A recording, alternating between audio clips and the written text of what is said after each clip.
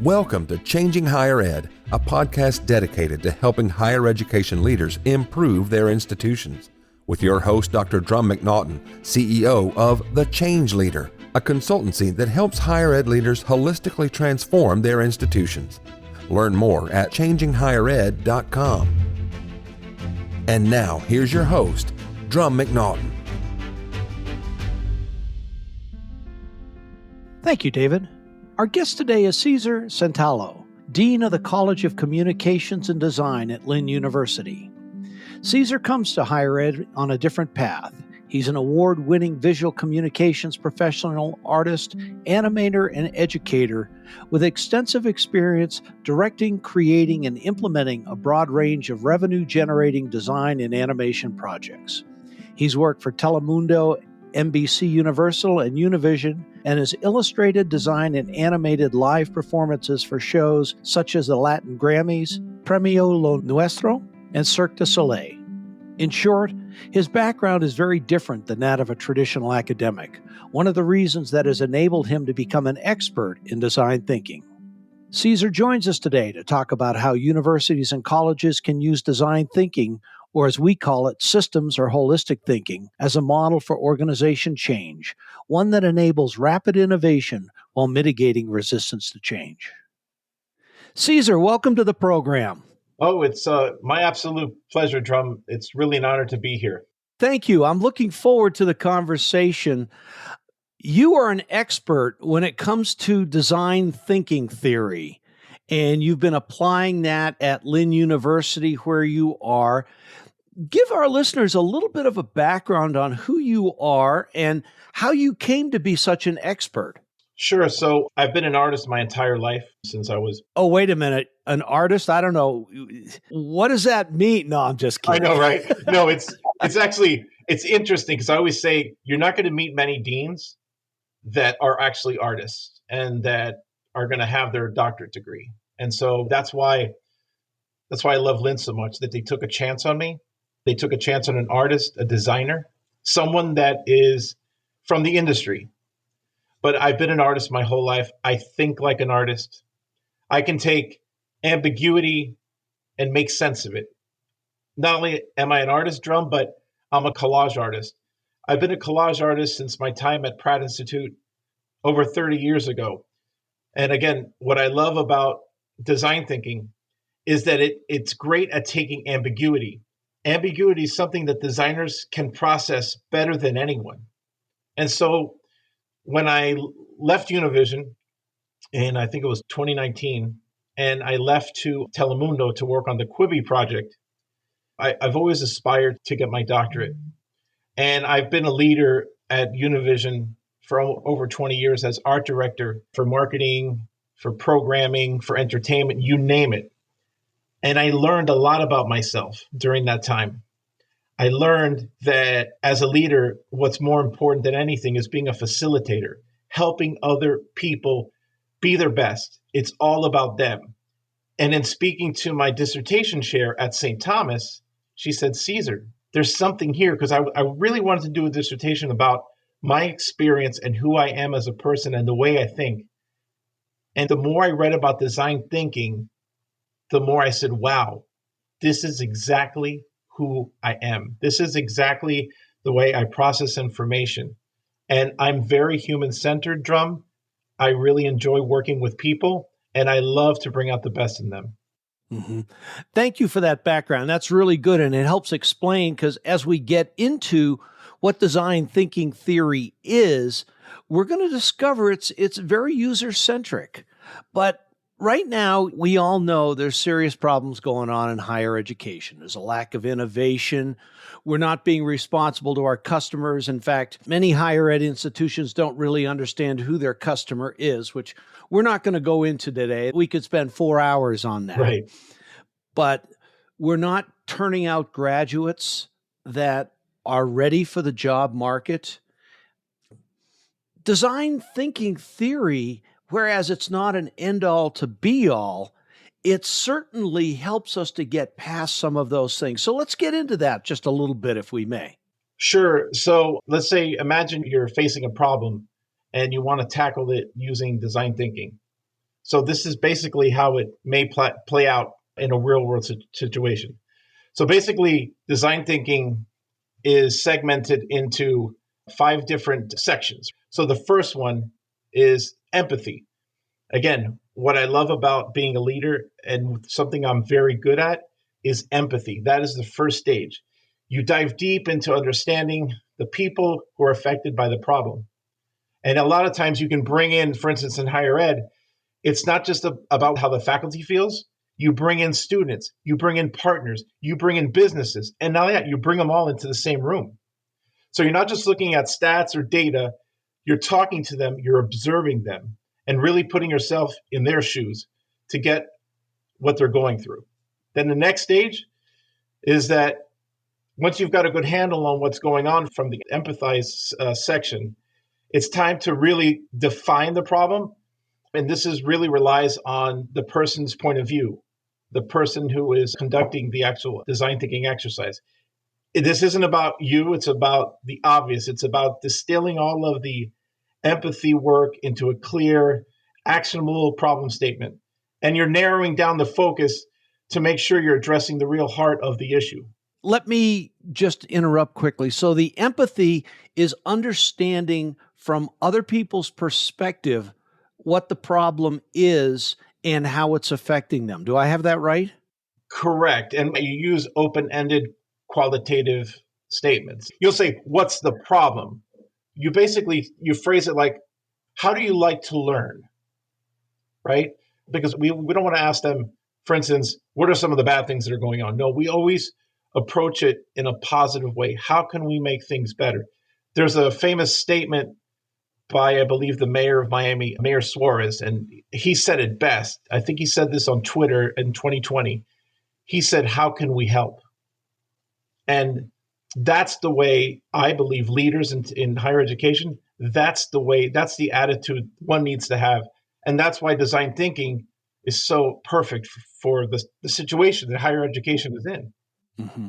So it's the empathy piece, and then it's defining the problem based on multiple perspectives to get down to the gestalt. Really, what is the key issue that's driving everything else? Absolutely.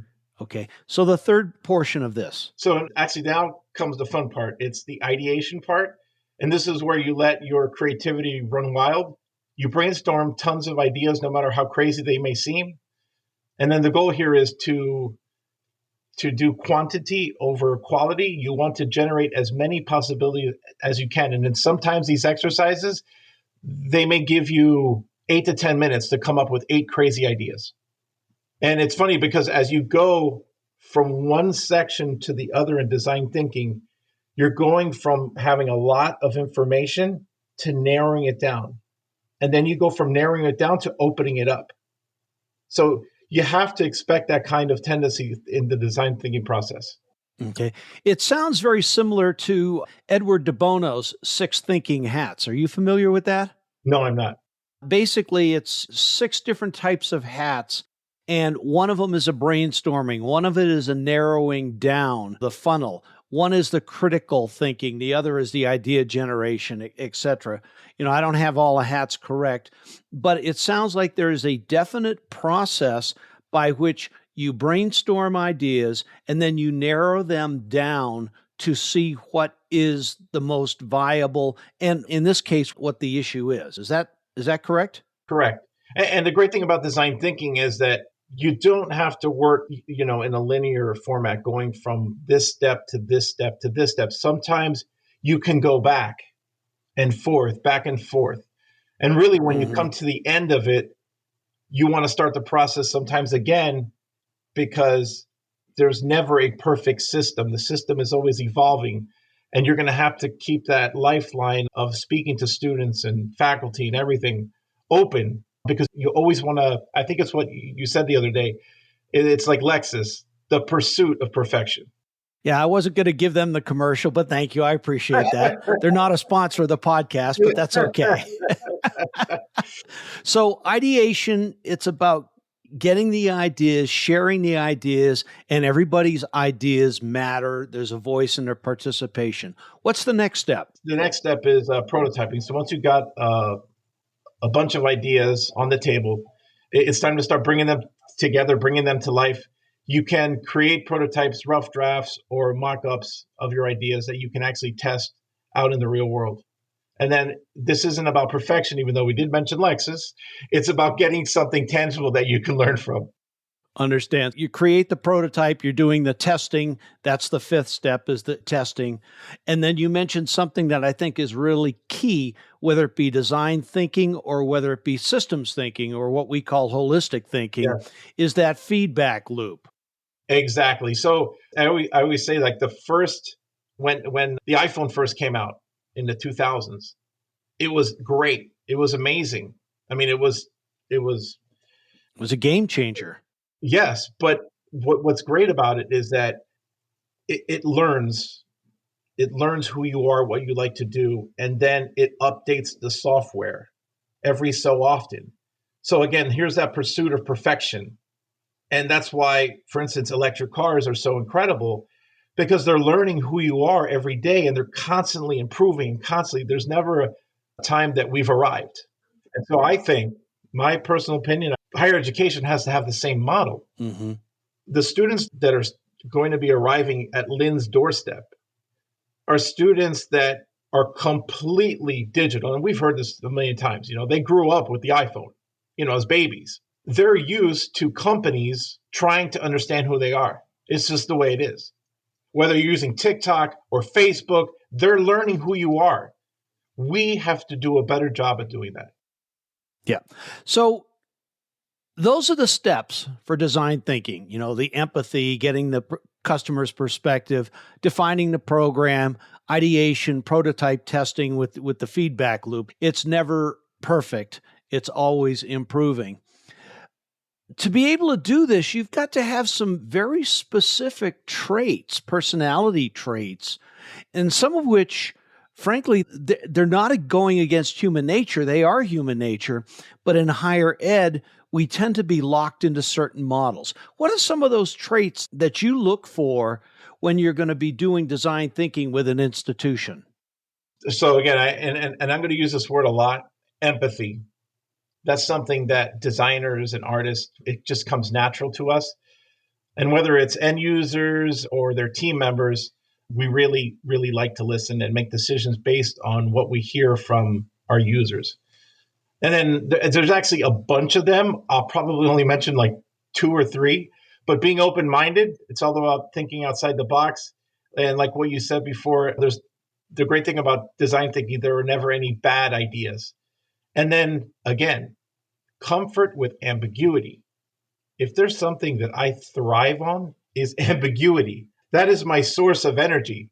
If you're fine with not having all of the answers up front, then sometimes you just have to dive in and figure out things as you go.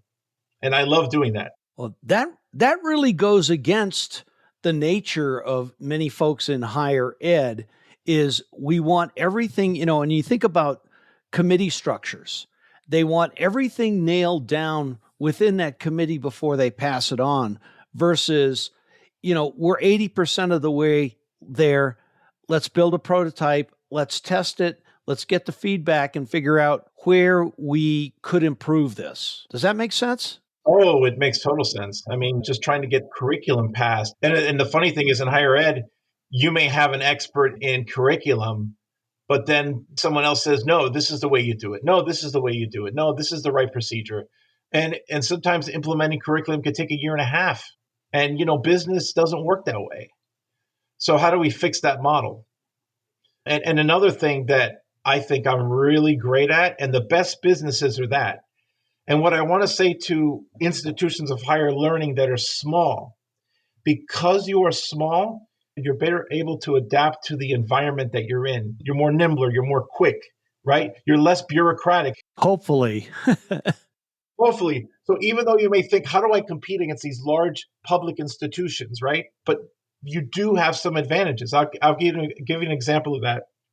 When I started here as dean about 3 years ago, people sold his original artwork called First 5,000 Days for $60-some million at Christie's auction house. And I went to my chief academic artist, Dr. Katrina Carter-Tellis, and I said, you know what? I think that Lynn needs to be all over this. I go, I'm an artist. I know how important this is. And we should probably create the first NFT museum, probably in the world or in the country, in higher ed. She said, go for it. And I was kind of surprised by that.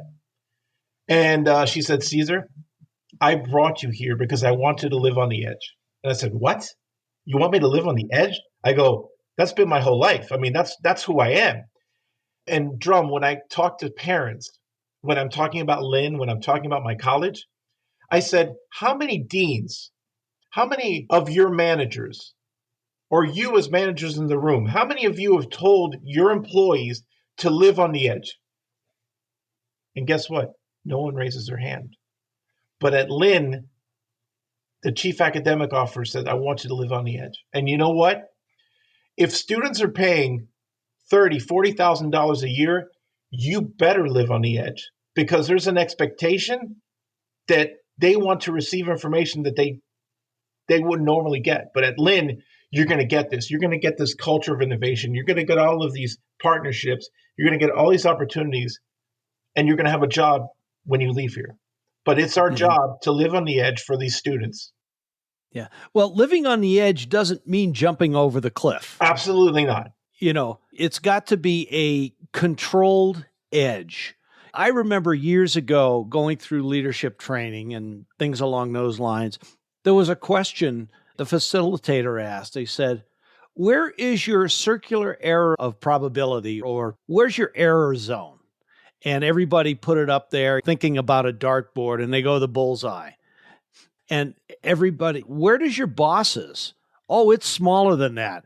And everybody's boss in the room just shook their head and said, no, it's probably 5 times that. Oh my goodness. Obviously, they don't want you jumping over the cliff, Right? But they want you to be innovative. They want you to take chances, controlled, smart chances to do things. And it also comes back to Edison, who's probably the single greatest innovator in the history of mankind, or at least in the inventing area. He asked him why he was so innovative. He says, I learned how to fail fast. It's like, go out there. If something's not working, pull it back, regroup, do it. Don't keep trying to push to make a bad solution good. Absolutely. I totally agree. And she's always told me that it's her job to keep me grounded. Of course, we do calculated risks, but I always feel like we're always trying to do it with the best of intentions. But the fact that I feel here, at least at Lynn, that my creativity is something that flourishes here. I'm a dean, but I work on so many projects here. And I think they're smart because I've been an art director, I'm a designer. And so I help other colleges too. And actually, they help me too. So anything I would tell presidents is don't silo each college. Make it more like a laboratory. Everybody working together. We're all in this together, and leverage the skill sets from the best and brightest of each one of those colleges. That's a good segue into some examples of putting design thinking in practice. You've done that at Lynn. So what are a couple of the things that you've done that illustrate the effectiveness of design thinking? This is the work done before I actually arrived at Lynn. This was done in 2020, headed by President Kevin Ross and our Chief Technology and Strategy Officer, Chris Bonaforte. They basically created the strategic plan for 2025 using design thinking. And I met with him just to make sure that I got the information right, because it's pretty incredible. It actually took them a year to do all of this work. And they actually interviewed over 650 students, faculty members, business partners, you name it. And they came up with a strategic plan for 2025. And they got a lot of great information they weren't expecting. And actually, what's really great about it, it brings in all of the stakeholders. So if you want buy-in for anything you're doing at your university, use design thinking, because it's going to require a village, not just an ivory tower type of concept. And for the Lynn strategic plan, what happened is that after they started implementing all of these things at the university, professors, students would say, oh, that idea with the Navigate program, oh, that was my idea. Or putting career connections on the second floor. Oh, and as you go up, that was all design thinking, and these ideas came from the faculty, from everyone. So it's a really, really beautiful process. hmm So it's interesting because you talk about structure changes with that, moving floors, things along those lines. When you're doing organization change, you've got your output. We call it the iceberg theory of change. You've got your output above the water. Just below that, you've got your processes. Below that, you've got your structure. And then the water itself is people's mental models. So your process changes people's thinking because you're getting so much stakeholder input into it. Right. And then as you're going forward with your solutions, you're changing structures, which forces changes in process. Does that make sense? It does. It does. And not only that, whenever you can get buy-in from everybody, and whenever people feel like their voice is heard, it just creates a more innovative environment in general. And it's very difficult to have an innovative environment when only a couple of voices are heard. And I believe it makes for a happier workforce. People support what they help create. That's our byline here at the Change Leader. Yes, sir. When we do strategic planning with institutions or shared governance or whatever work it is, we have a core planning team which starts the process, but each step along the way we go out to the key stakeholders both inside and outside the organization to say, are we on the right track? And then there's certain portions of the planning process that are instigated and started with the stakeholder group, just like your interview process there. I mean, it's a top-down, bottom-up approach, and that's what design thinking is. Absolutely. And actually, Drum, I feel that, again, higher education is going to be a partnership with the students, with the faculty, with everyone. That's the way that we have to structure curriculum. That's the way we have to structure majors. It's that kind of thinking and that kind of team building that I think will give higher educational institutions a competitive advantage. Mm-hmm. There's another institution that I know of. Actually, it's an initiative across the country called REP4, Rapid Education Prototyping for Change. It's led by Philly Mantella, who's the president up at Grand Valley State University in Michigan.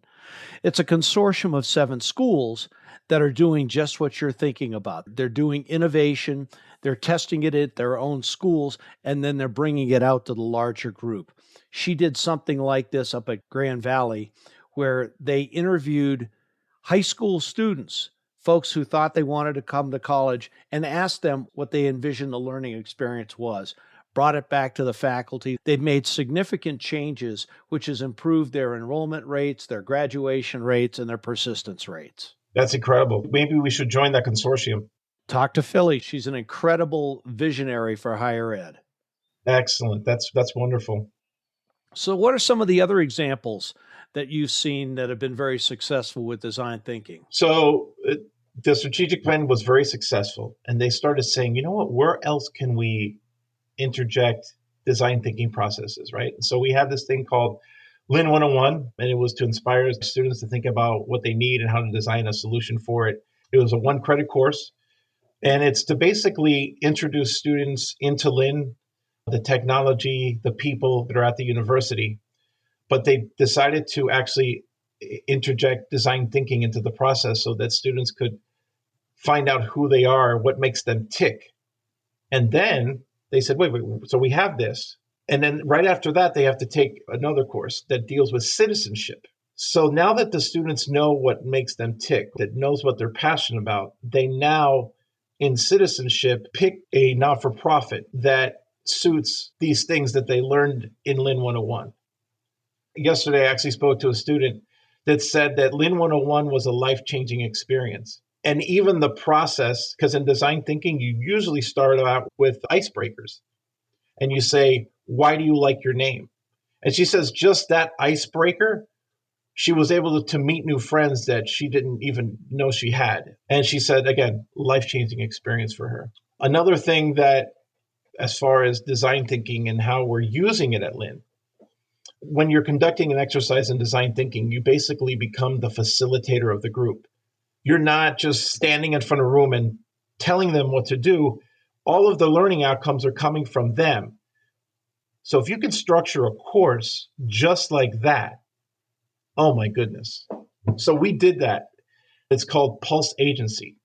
So we have about 30, 40, 50 students from all over the university. And we created basically an advertising and public relations agency. And we work with outside partners. So one day we'll get Nicholas Children's Hospital, or we'll get the Boca Raton Museum of Art as one of our clients. And yet most of their problems, or they go to us and they say, Pulse Agency, how do we attract and retain Gen Z employees? And Drum, who knows that better than the Gen Z students that we have in Pulse Agency? You mean the boomers don't understand this stuff? No, they don't. It's incredible. so yeah, and then when I tell them, because the other day I was in the Boca Raton Museum of Art because I'm on one of their ad hoc committees. And I said, I think this would be a great fit for you because that comes up in the meetings a lot. And they said, but how much is it? I said, no. It's free. Excuse me? It's free? Yeah. So I told them, you need to come, give us a presentation, talk about the things that you need help with. And then in 3 to 4 weeks, we're going to have an entire advertising and social media plan ready for you. And then at the end, we have about 4 or 5 people in each team. They present, and then we pick a winner. And what that does is you don't usually see competition in classrooms. You don't. It's usually memorizing or you're writing a paper. But the component of competitiveness in this course, oh boy, it gets edgy, but that's what you want. That's how you bring out the best in students. And you know that you're doing something right, that at the end, after they present to these companies, they tell you, this was a great experience. I'm like, what? Yeah, look, we took kids the other day, we took them to the waste management. We're literally at the dump and there's flies everywhere and it smells terrible, right? And they're telling me, thank you for bringing me. I mean, we can't even get students to take out garbage, but they love to be at waste management taking photographs. So again, it's like if you're involved with your students and you're not working from an ivory tower and you're going into the classrooms, just listen to them, empathize, be a great listener. The traits of design thinkers is going to give you a competitive advantage. Mm-hmm. One of the things when we chatted a couple of days ago that impressed me was how you're creating job-ready graduates through your internships and how you're taking the information that students learn in internships to update your courses. That is design thinking in its purest nature. Absolutely. When I mention to parents, again, it's not just what the students want. That's super important. But you also have to think about the parents. You have to think about the faculty. When I tell parents that most of the majors, at least in my college, it's required that you have an internship. Not only that, we require an internship by sophomore year. I mean, their eyes light up. And then when I tell them, oh, by the way, you see our studio down here? Our studio is called Brandstar Studios. Why? Because during COVID, they hired 20. And again, we're not a large university, okay? And we're not a large college. They hired 20 of our students in a matter of months, which was incredible. And again, yes, I helped build that relationship, but that was a relationship that had already been started by a good colleague of ours, Barbara Cambia. So that, and what I would recommend to also presidents, make sure that you're friends with the best and brightest companies in your area. Make sure that you bring them and you talk to them and you interject things that they say that they can help with curriculum, right? I forgot the expression you used, but you need to make sure that what you're teaching them works for the employers that are waiting for them. The talent supply chain. You know what employers are looking for right now? And they've already told the people in Career and Alumni Connections this. We're looking for students that know how to prompt in AI. So if we don't have courses or assignments that have this, how can we say that we're getting our students to be ready for the real world, for the business world? Mm-hmm. Cesar, this has been fascinating. I mean, we've gone all over the world of design thinking, and it's been a great conversation for me. You've started to touch on these a little bit, but as we wrap up, what are your takeaways for university presidents and boards? It's funny you mentioned that because it's something that keeps me up at night. And I think that for any leader in higher education is don't be afraid of failure and foster an environment where people feel happy and they feel that their voice is being heard. And really, if you want to be innovative, not just talk about it, don't be afraid to fail. Because with design thinking, you just go back and you fix it, and you fix it until you get it right. I also strongly believe that faculty allow them to live on the edge a little bit. Listen to them. One of the first things I did when I got to Lynn, I met with every faculty member in my college and I listened to that and I said, what can I do to help you? And then also, and I've said this throughout our conversation, is create partnerships and relationships with local businesses that hire students and provide internships for your students. This is music to the ears of students and parents because they are paying a lot of money and higher education isn't getting cheaper by the day or by the year. This is something that is going to bring equity to higher education. Great. Thank you. Those are great takeaways. Thank you. So what's next for you? What's next for Lynn? Well, I just broke the news to my faculty yesterday that we're going to be... You're retiring. No, I'm just kidding. No. I'm waiting for a guest to announce his or her retirement on the show. I thought maybe you might be the first one. I don't want to give my boss is a heart attack. So no, not yet. It's funny. Somebody asked me today, I don't plan on retiring. I'm getting better. I mean, I'm almost at my peak, Drum. So it's not happening anytime soon. It's the pursuit of perfection, right? Exactly. I haven't gotten to it. So again, I told the faculty this yesterday. I said, we are going to be implementing design thinking for our college to develop our strategic plan. That's going to be a lot of fun. It's more work for me, but I got to interview my students. I got to talk to my parents. I want to get this right. And not only that, this is something that we need to do every year or maybe even 6 months. The world is changing fast. And this is a way for us to have a competitive advantage. And also, we're going to keep on developing more internships throughout most of our majors. We're going to try to increase study abroad opportunities for our students. This year has been a record year for our college. Over 10% of our student body is actually going on study abroad, which is it's just incredible. And we're going to Japan. I think it's just going to be an incredible opportunity for all of our. I think we have 3 majors that are going there. And then implementation of sustainable development goals and curriculum events. And we've already started doing this in our curriculum. We've done it with our NFT museum. We've done it with our fashion show. We're actually leaders in this area. And then possible amendment of strategic plan after 2025, something to take a look at. Well, that's quite a bit on your plate for both you and the university. Cesar, I want to thank you for being on the show. I've enjoyed our conversation very much. I look forward to the next time we get a chance to hear more about what you've been doing with design thinking at Lynn University. Thank you, Drum. It's been an absolute pleasure. Congrats on all of your amazing work. Thank you very much. Take care, my friend. You too. Thank you. Thanks for listening today, and a special thank you to our guest, Cesar Santalo, and for his sharing with us how Lynn University is using design thinking, or as we call it, systems or holistic thinking, as a model for organization change that enables rapid innovation while mitigating resistance to change. Join us next week when we welcome Dr. Deborah Pomeroy and F. Joseph Melino to the program to talk about how they've used a form of design thinking and change management to create more effective higher education structures and business models. Thanks again for listening. See you next week.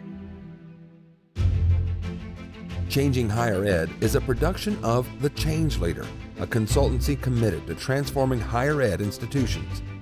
Find more information about this topic, along with show notes on this episode at changinghighered.com. If you've enjoyed this podcast, please subscribe to the show, and we would also value your honest rating and review. Email any questions, comments, or recommendations for topics or guests to podcast@changinghighered.com. Changing Higher Ed is produced and hosted by Dr. Drum McNaughton, post-production by David L. White.